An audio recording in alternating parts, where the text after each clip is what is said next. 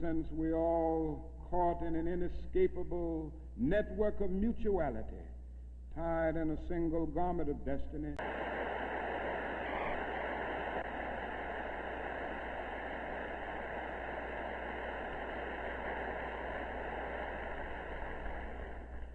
Let me say another thing that's more in the realm of the spirit, I guess. That is, if we are to go on in the days ahead and make true brotherhood a reality, it is necessary for us to realize more than ever before that the destinies of the Negro and the white man are tied together. Now, there are still a lot of people who don't realize this. The racists still don't realize this, but it is a fact now that Negroes and whites are tied together, and we need each other. The Negro needs the white man to save him from his fear. The white man needs the Negro to save him from his guilt. We are tied together in so many ways: our language, our music, our cultural patterns, our material prosperity, and even our food are an amalgam of black and white. So there can be no separate black path to power and fulfillment that does not intersect white roots. There can be no separate white path to power and fulfillment short of social disaster.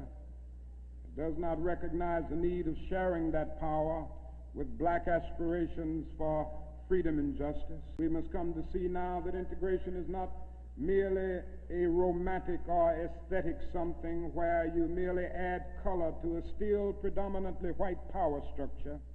Integration must be seen also in political terms, where there is shared power and where black men and white men share power together to build a new and a great nation. In a real sense, we're all caught in an inescapable network of mutuality, tied in a single garment of destiny. And so we all in the same situation. The salvation of the Negro will mean the salvation of the white man, and the destruction, the life, and of the ongoing progress of the Negro will be the destruction of the ongoing progress of the nation.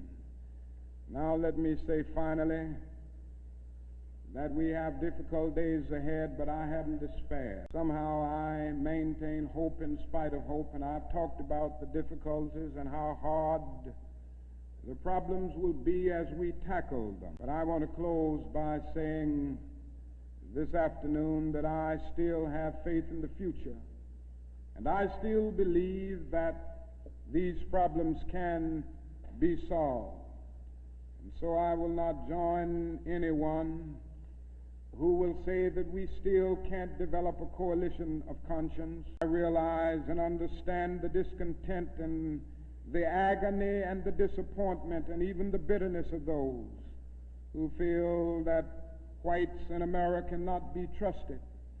And I would be the first to say that there are all too many who are still guided by the racist ethos.